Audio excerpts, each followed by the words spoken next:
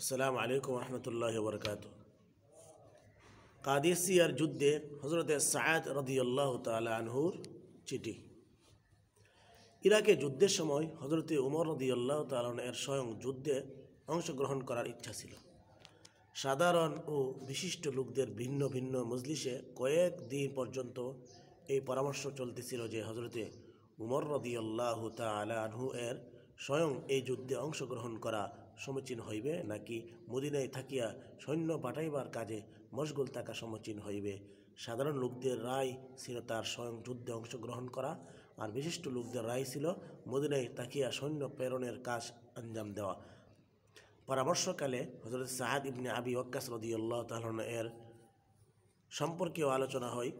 তাহাকে সকলে পছন্দ করিলেন যে যদি তাহাকে পাঠানো হয় তবে খুবই ভালো হবে এবং তখন আর হযরত উমর রাদিয়াল্লাহু এর যাওয়ার প্রয়োজন হইবে না। হযরত সাদ রাদিয়াল্লাহু তাআলা অত্যন্ত বীর পুরুষ ও আরবের সিংহ বলিয়া পরিচিতি ছিল। ফলকথা সিদ্ধান্ত মোতাবেক হযরত সাদ রাদিয়াল্লাহু তাআলা আনহুকে পাঠানো হইল। তিনি যখন কাদিসিয়া নামক স্থানে হামলা করার উদ্দেশ্যে পৌঁছেন তখন ইরানের সম্রাট বিখ্যাত পাহলোয়ান রুস্তমকে তাহার মোকাবেলার পাঠানোর সিদ্ধান্ত গ্রহণ করে। রুস্তম আপ্রাণ চেষ্টা করলে যুদ্ধ না যাওয়ার জন্য সম্রাটের কাছে আবেদন করিল, আমি আপনার কাছে থাকিলেই ভালো হইবে। আসলে সে বড় ভীত হইয়া পড়িয়াছিল, কিন্তু বাহিরে প্রকাশ করতেছিল যে এখান হইতে আমি সেনাবাহিনী প্রেরণ করিব এবং প্রয়োজনীয় সলা পরামর্শে আপনাকে সহযোগিতা করিব।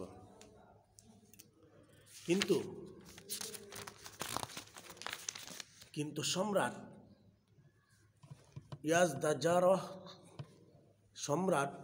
ইয়াজদাজারত তাহার আবেদন গ্রহণ করিল না এবং বাধ্য হইয়া তাহাকে যুদ্ধে অংশগ্রহণ করিতে হইল। হযরত সাদ রাদিয়াল্লাহু তাআলা আনহু তাহাকে কিছু উপদেশ দিলেন, যাহার সংক্ষিপ্ত বিবরণ এই: সাদ, এই ধারণা যেন তোমাকে ধোঁকায় ফেলিয়া না দেই যে তুমি হুজুর সাল্লাল্লাহু আলাইহি সাল্লামের মামা এবং হুজুর সাল্লাল্লাহু আলাইহি সাল্লামের সাহাবী। আল্লাহ তাআলা মন্দকে মন্দ দ্বারা ধৌত করেন না, বরং মন্দকে উত্তম দ্বারা ধৌত করেন। আল্লাহ বান্দার মধ্যে কোনো আত্মীয়তার সম্পর্ক নাই, তাহার দরবারে কেবল বন্দিগেই গ্রহণ করা হয়। আল্লাহ তাআলার কাছে উচ্চ বংশীয় নিচ বংশীয় সকলেই সমান, সকলেই তাহার বান্দা এবং তিনি সকলের পালনকর্তা। তাহার অনুগ্রহ লাভ হয় বন্দিগির মাধ্যমে। প্রত্যেক কাজে হুজুর সাল্লাল্লাহু আলাইহি সাল্লামের তরিকা কী ছিল তা লক্ষ্য রাখিবে, আর উহাই করণীয়। আমার এই উপদেশ স্মরণ রাখিবে, তোমাকে একটি মহান কাজের উদ্দেশ্যে পাঠানো হইতেছে। একমাত্র হকের অনুসরণের মাধ্যমেই এই দায়িত্ব হইতে মুক্তি লাভ হইতে পারে। নিজেকে এবং নিজের সাথীদেরকে উত্তম কাজের অভ্যস্ত বানাইবে। আল্লাহর ভয় এখতিয়ার করিবে।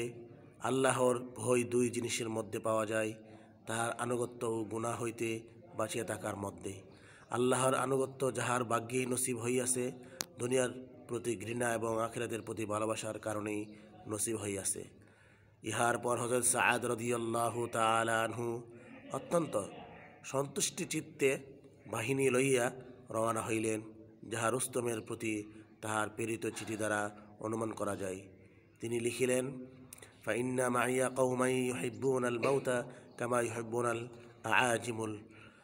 আআজিমুল খামরা। নিশ্চয় আমার সহিত এমন এক বাহিনী রয়েছে যাহারা মৃত্যুকে এরূপ ভালোবাসে যেমন তোমরা শরাব পান করাকে ভালোবাসো।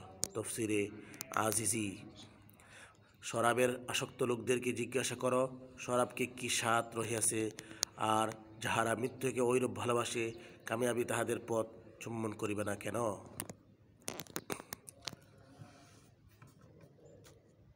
উহুদের যুদ্ধে হযরতে ওহাব ইবনে কাবুসের শাহাদত বরণ।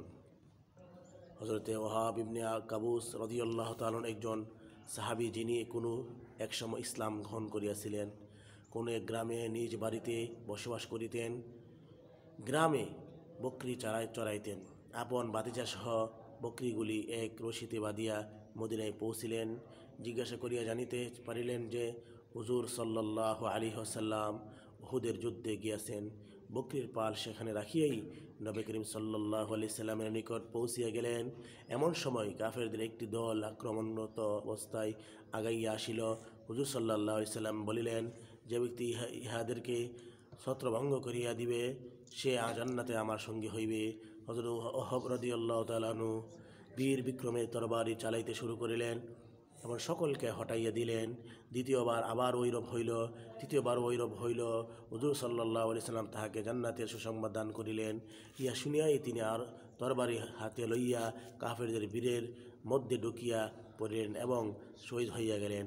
হযরত সাআদ ইবনে আবি ওয়াক্কাস রাদিয়াল্লাহু আনহু বলেন, আমি লড়াইয়ের ময়দানে ওহব রাদিয়াল্লাহু আনহুর মতো বীরত্ব ও সাহসিকতা আর কাহারই দেখি নাই। তাহার শাহাদতের পর আমি হুজুর সাল্লাল্লাহু আলাইহি সাল্লামকে দেখিয়াছি। ওহবের শিওরে দাঁড়াইয়া বলতেছিলেন, আল্লাহ তোমার প্রতি সন্তুষ্ট হন, আমি তোমার প্রতি সন্তুষ্ট আছি। অতঃপর হুজুর সাল্লাল্লাহু আলাইহি সাল্লাম নিজ মোবারক হাতে তাহাকে দাফন করিলেন। যদিও এই যুদ্ধে স্বয়ং হুজুর সাল্লাল্লাহু আলাইহি সাল্লামও আহত হইয়াছিলেন। হযরত উমর রাদিয়াল্লাহু আনহু বলতেন, ওহবের আমলের উপর আমার যত ঈর্ষা হইয়াছে আর কাহারও আমলের উপর এইরূপ ঈর্ষা হয় নাই। আমার ইচ্ছা হয় তাহার মতো আমল নামা লইয়া আল্লাহর দরবারে হাজির হয়। সুবহানাল্লাহ।